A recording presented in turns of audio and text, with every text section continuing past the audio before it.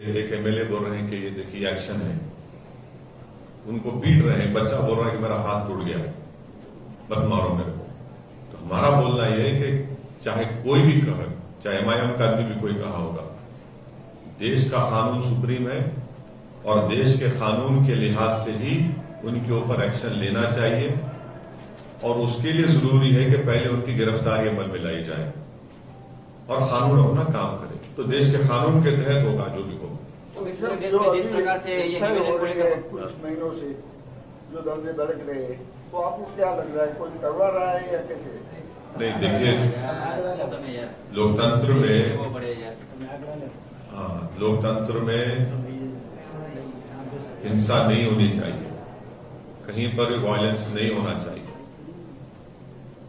और ये बहुत जरूरी है लोकतंत्र के लिए कि हिंसा ना हो और उसके लिए सरकार की जिम्मेदारी है कि हिंसा ना होने दे, उसको रोकने की पूरी कोशिश करनी चाहिए। हम तो ये कहते हैं कि एक सोसाइटी में वायलेंस की जरूरत नहीं और वायलेंस नहीं होना चाहिए। वैसे सब हर बार हिंसा हो जाती है, उसके कुछ दिन बाद ही जो बीजेपी का निवेदन आता है, जैसे 91 की मस्जिद में भी बाबर साहब ने निवेदन दिया, नुपुर शर्मा में भी कुछ दिनों के बाद ही लिया गया एक्शन। क्या मानते हैं, ये सब हो जाने के बाद ही क्या क्यों होता है? अब आपका सवाल में जवाब है तो मैं और उसका जवाब और क्या दे जब आपके ऊपर दिल्ली में एफआईआर हुई और भाजपा बीजेपी कहती है कि असद साहब भड़काऊ भाषण देते हैं, उसकी वजह से ये सब होता है, माहौल खराब होता है देश का, उसके बारे में क्या होगा? फिर तो आप लोग नाकाम साबित हुए। अगर मैं भड़काऊ भाषण देता तो तुम लोग छोड़ते मेरे को। वो बीजेपी कहती है। हाँ, वो कहती है, आपने तो नहीं कहा। अगर हम कुछ बोल देते ऐसा तो आप लोग तो 6 बजे 7 बजे 8 बजे 9 बजे 10 बजे तक तो हमको तो आप हला कर देते। ये बढ़िया जो है आपके सामने तो ऐसा वो करे हैं, वो बैलेंस बात कर रहे हैं, वो लोग बैलेंस बात कर रहे हैं, साइड बात। तो वो इसका नाम डालो, जिसका भी नाम डाल दो। भाई अगर मैं कोई बात बोला हूं तो आप तो दिखाते ना, अरे ये बोला था, ये ऐसा इस जगह पर बोला था, ये तो आपकी नाकामी है। फिर कहां बताइए? हम उत्तर प्रदेश में मैं 180 सभाएं किया। एक बता दो, वो इलेक्शन कमीशन का कानून है, हमारे भाषण को हर पार्टी लीडर को इलेक्शन कमीशन का कैमरा होता है, तो कोई कंप्लेन नहीं कर सका उसके ऊपर ना। हम ऐसी बात करते हैं, हम ये बोल रहे हैं कि जो भी हमको कहना है और कहना जरूरी है, वो कानून के दायरे में रहकर आपको कहना है। आपको कानून के दायरे में रहकर कहिए, आपको संविधान इस बात की इजाजत देता है, कहना भी चाहिए। देश में पिछले कुछ महीनों से देश के अंदर जिस तरीके से सांप्रदायिक हिंसाओं का मामला सामने आ रहा है, आप क्या कहना चाहेंगे इस मामले पर? कहां मिसाल दिए तो बोल सकता हूं, कोई एग्जाम्पल दिए। जैसे कि अभी रिसेंटली जिस तरीके से नुपुर शर्मा के बयान के बाद अलग अलग इलाकों में दंगे देखे गए, प्रयागराज में कल जिस तरीके से माहौल हुआ, अलग अलग यूपी के अलग अलग क्षेत्रों में। तो देखिए, बहुत से जगहों पर पीसफुल रहा, बहुत से जगहों पर हिंसा हुई। हिंसा नहीं होनी चाहिए, हम तो जो पहले ही कह रहे हैं, हिंसा नहीं होनी चाहिए। ना कोई हिंसा करे, ना पुलिस भी कानून को अपने हाथ में ले, किसी को भी कुछ करने की जरूरत। और उसकी वजह से आप देख रहे हैं कल रांची में पुलिस की फायरिंग से 2 लोगों की मौत भी हो गई। ये सब चीजें हैं और ये नहीं होनी चाहिए। आपने भी बात करी कि कानून का काम करेगा।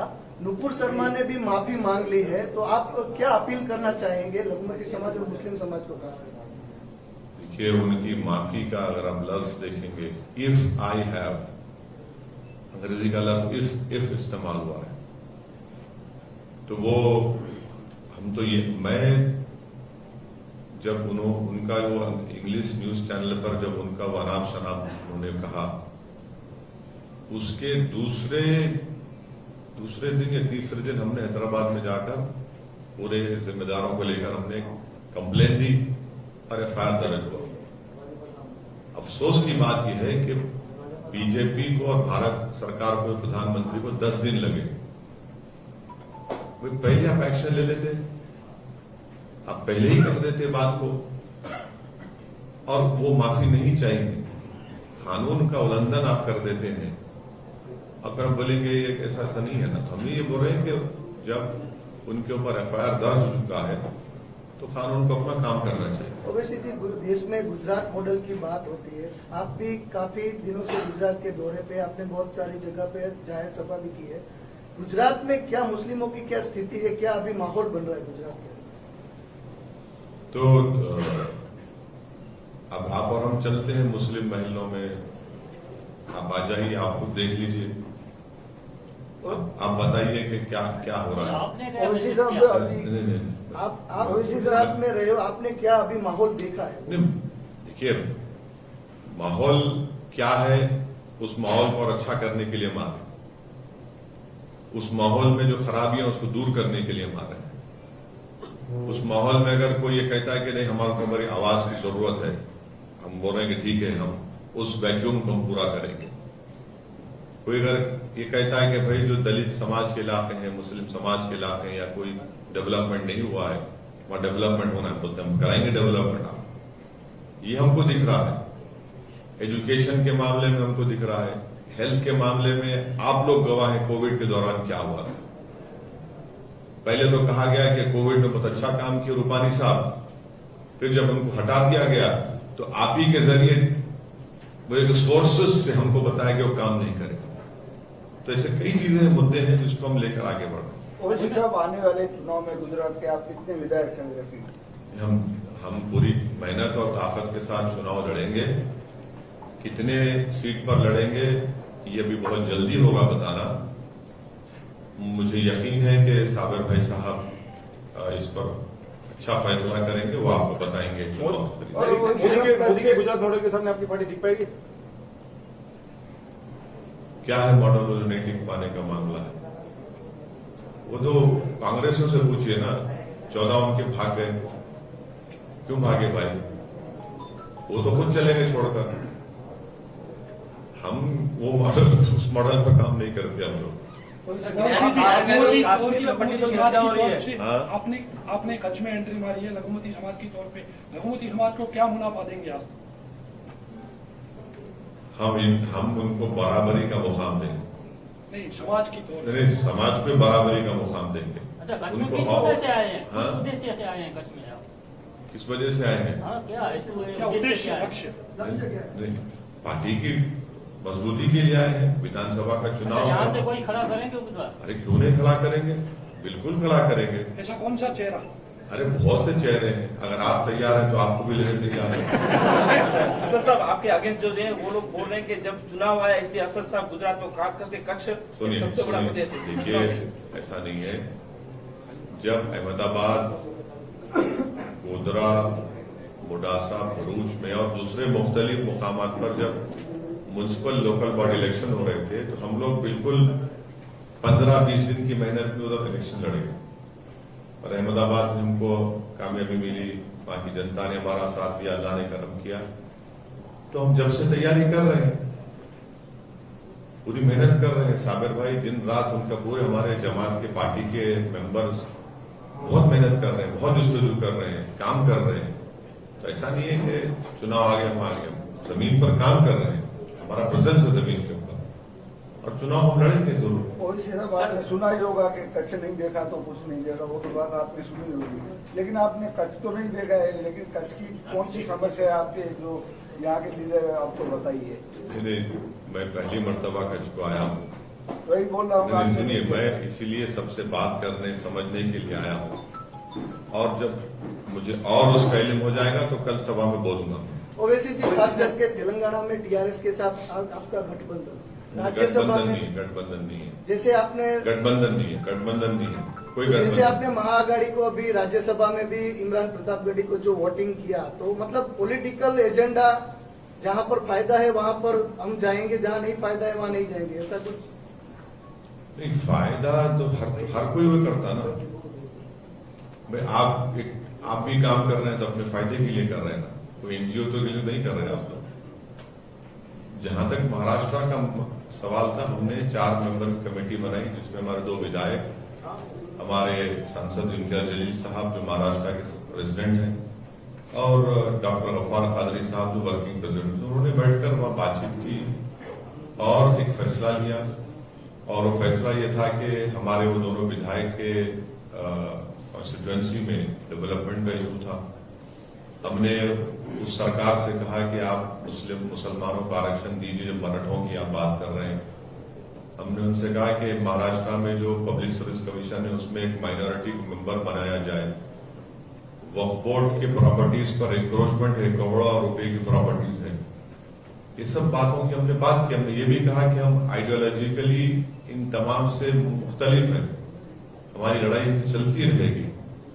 और पांचवी बात हमने कहा कि बीजेपी को शिकस्त देने के लिए हमने हमारे दोनों विधायक ने उनको वोट दिया। ये 5-6 चीजों को हमने जनता के सामने रखा भी खोलकर, ऐसा कुछ छुपी बात नहीं है, इसको रख कर दिया। ये चीज है।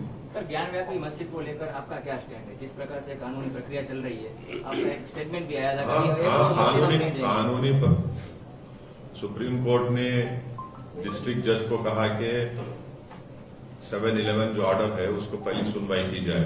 वो सुनवाई हो रही है और वो सुनवाई होनी चाहिए।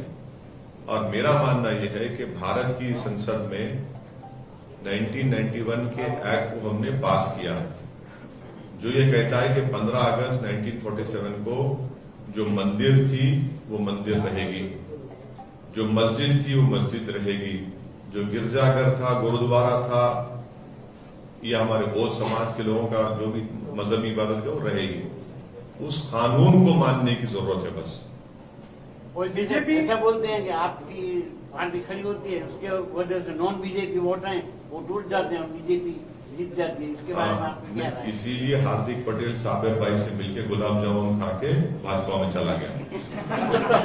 इसीलिए कांग्रेस के 13 एमएलए साबिर भाई के पास बैठकर चाय पी कर गए। ये सब गलत बातें हैं। अब नाच न जाने तो आंगन टेढ़ा बोल, तो मैं क्या करूंगा उसका? नहीं, एक और बीजेपी के वोट होते हैं, दूसरी और एंटी बीजेपी वोट होते हैं। तो जो दूसरी पार्टी खड़ी होती है, आपकी सिर्फ नहीं, उसकी वजह से नॉन बीजेपी वोट टूट जाते हैं और बीजेपी जीत जाती है। भाई ने अभी सवाल किया था महाराष्ट्र का, क्या हुआ उसमें, क्या बोलेंगे? डील हो गई बोलेंगे क्या? वो तो राज्यसभा थी। देखिए हम एक पॉलिटिकल पार्टी है, हम चुनाव लड़ेंगे, अपने जीतने के लिए लड़ेंगे ना। अब कोई अगर बोलेगा नहीं तुम्हारे खड़े होने से ऐसा हो रहा है, तो भाई 2019 के लोकसभा के चुनाव में हम सिर्फ 3 लोकसभा की सीट लड़े थे। हैदराबाद, जहां की आवाम का शुक्रगुजार हूं, अल्लाह के फजल से हमने भाजपा को हराया। औरंगाबाद, जहां पर 21 साल से शिवसेना का एमपी था, वहां की औरंगाबाद की जनता को सलाम, हमने शिवसेना के सिटिंग एमपी को शिकस्त दी, उनको हारना पड़ा। तीसरा हमने किशनगंज लड़े, वहां पर 3 लाख वोट मिले हमको। अख्तर अली हमारे जो अभी विधायक है, सदर है, 3,25,000 जेडीयू को मिले, 3,50,000 कांग्रेस के मौजूदा सांसद को मिले। और दूसरी जगह कहीं लड़े ही नहीं हम, तो कैसे जीत गई भाजपा फिर? तो ये जनाब लड़ते हैं वहां की बात है नहीं, 3 तो बता दिया ना आपको। अब गुजरात कभी नहीं लड़े, कितने 27 साल हो गए, 27 साल से भाजपा जीत रही है। कौन अब मैं पलटा के इल्जाम लगाऊं कि तुम जिता रहे? गलत है ना बात। ये तो हमारा पॉलिटिकल पार्टी है, हम लड़ेंगे। अच्छा, कांग्रेस जब सत्ता में थी तो सारे विपक्ष एक हो जाते थे, उसमें भाजपा भी है। अब भाजपा सत्ता पे है तो कांग्रेस समेत सारे विपक्ष एक हो जाते हैं, मतलब विचारधारा का कोई है ही नहीं यहाँ। तो ये कांग्रेस को पूछना चाहिए।